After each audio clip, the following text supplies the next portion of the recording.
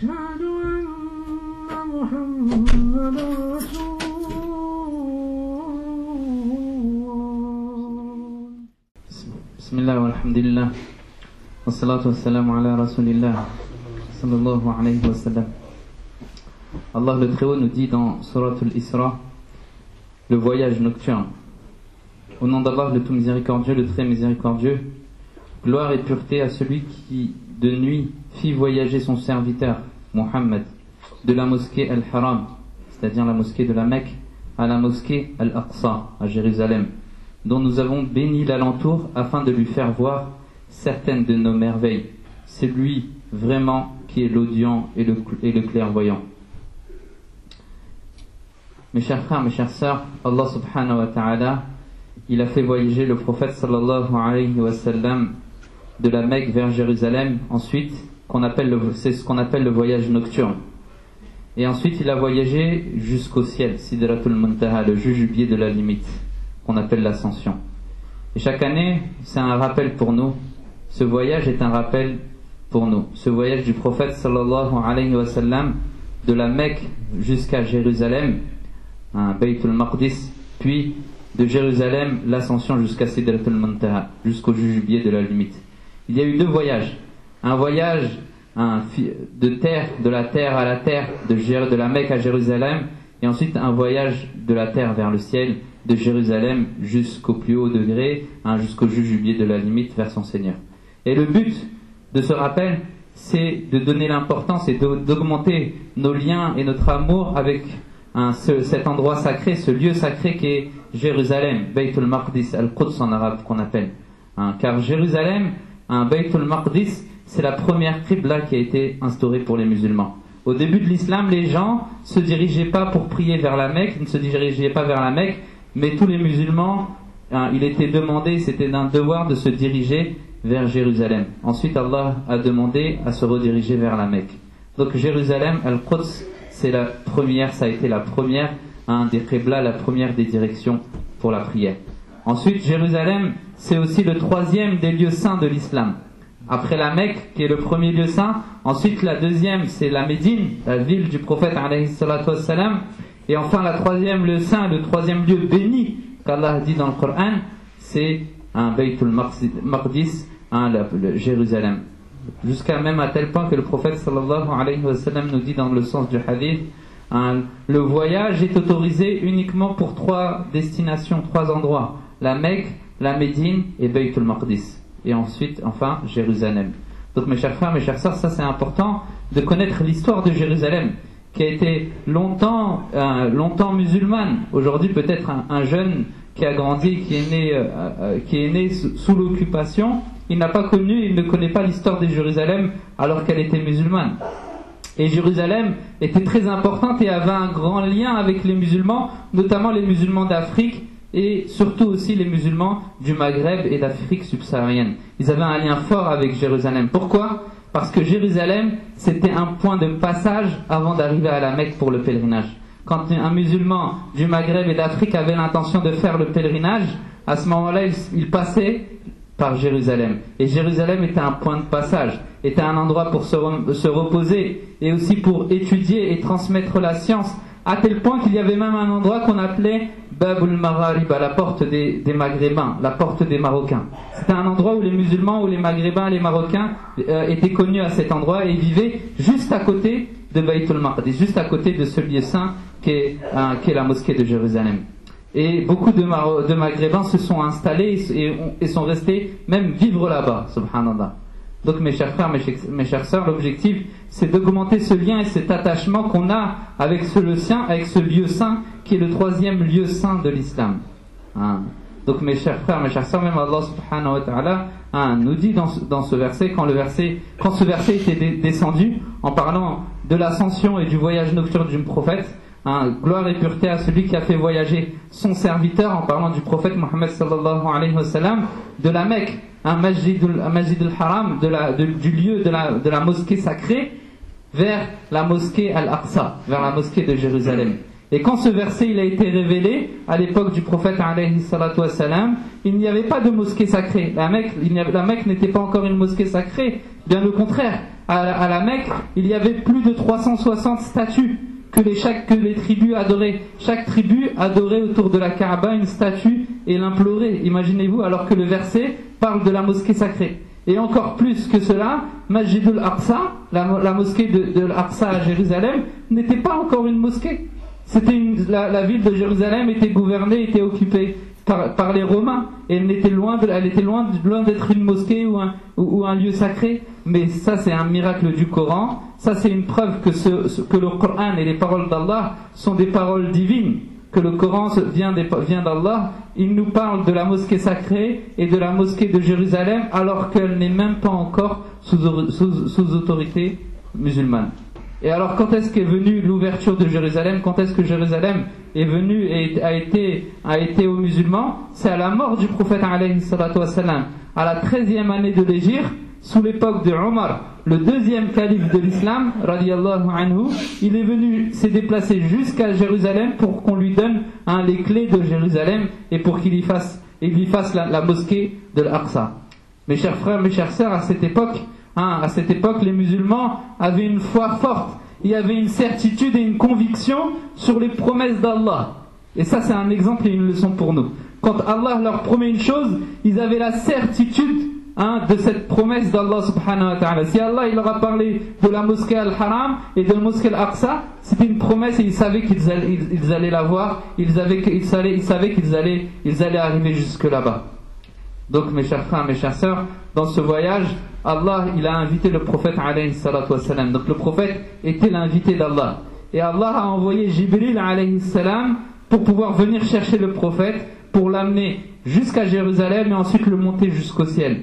Allah subhanahu wa ta'ala, il a employé dans le Coran Subhanalladhi, gloire et pureté à celui qui a envoyé son serviteur, gloire et pureté. Et le mot Subhanalladhi, quand on dit Subhanallah, c'est quand on est étonné d'une chose, quand on voit une chose étonnante ou une chose qui nous interpelle. Pourquoi? Parce que ce voyage était vraiment étonnant, il était ajib, ce voyage.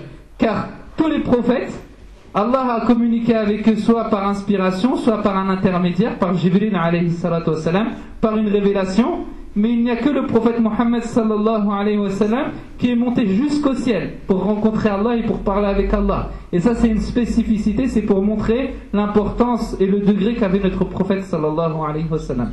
Ensuite, Allah nous emploie le mot subhanalladhi asra. Le mot asra, ça veut dire que le prophète a voyagé de nuit. Et à l'époque, les Arabes aimaient voyager de nuit. Ensuite, gloire et pureté à celui qui a fait voyager de nuit son serviteur. Allah a employé le mot abdi, son serviteur. C'est-à-dire que ça, c'est une preuve que le prophète a voyagé avec son corps et son âme. Parce que certains savants disent qu'en réalité son corps n'a pas voyagé, il est resté à la Mecque, mais c'est uniquement son ruh, uniquement son âme qui a voyagé, qui a visité le paradis, qui a visité l'enfer et qui a parlé avec Allah. Mais la vie le plus sûre, c'est que le prophète alayhi salatu wassalam a voyagé physiquement et spirituellement, avec son corps et avec son âme. C'est pour cela qu'Allah il a employé le mot abdi, son serviteur.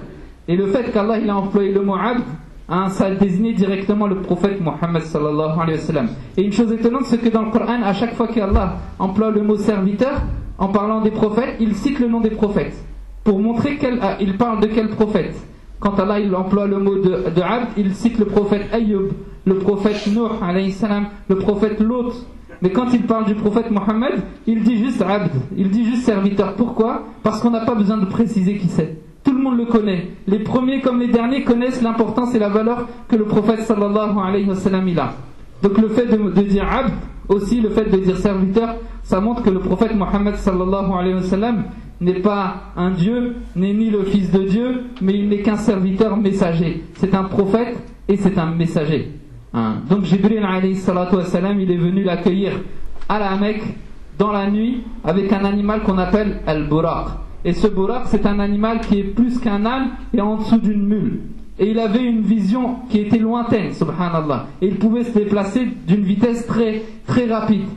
Et il partit avec Jibril alayhi salatu salam, monté sur ce buraq, sur cet animal qui vient du paradis, c'est un animal du paradis. Ils se sont déplacés jusqu'à Jérusalem, jusqu'à Masjid al-Aqsa.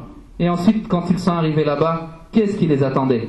Ce sont tous les prophètes, depuis le début de la prophétie, tous les prophètes attendaient le dernier des prophètes, les sceaux des prophètes, ils l'attendaient à Masjid al-Aqsa. Puis Allah l'a honoré pour diriger une prière avec derrière lui tous les prophètes. Il a dirigé 2 unités de prière, rak'atayn, et derrière lui, tous les prophètes étaient derrière lui pour le suivre. Ça, c'est pour montrer l'honneur et pour montrer que la prophétie a été transmise à une dernière personne, à un arabe, et pour montrer que la prophétie a été close, qu'elle a été finie, que c'était le dernier des prophètes. Donc mes chers frères, mes chères sœurs, le premier lieu saint de l'islam c'est la Mecque, ensuite le deuxième lieu c'est la Médine, et le troisième lieu saint de l'islam c'est Baytul Maqdis, c'est Jérusalem. La Mecque, mes chers frères, mes chères sœurs, elle est devenue musulmane uniquement à la 9e année de l'Hégire, uniquement à la 9e année de l'Hégire. Mais avant la Mecque, les gens adoraient des statues et adoraient d'autres divinités, faisaient de l'association. Et le Quds, elle a été ouverte 13 ans après l'Hégire, 13 ans après l'émigration du prophète alayhi salatu wassalam. Et quand Jérusalem, Al-Quds, elle est devenue musulmane, le prophète n'était pas vivant, il était mort. Quand à la Mecque, quand à Jérusalem, les gens commençaient à dire la ilaha illallah, le prophète n'était plus vivant. Il n'était pas vivant, il était mort. Et ça, en réalité, c'est une leçon pour nous. Et c'est un enseignement. Parce qu'on est toujours pressé. Nous, en tant que musulmans, on veut que les choses vont vite.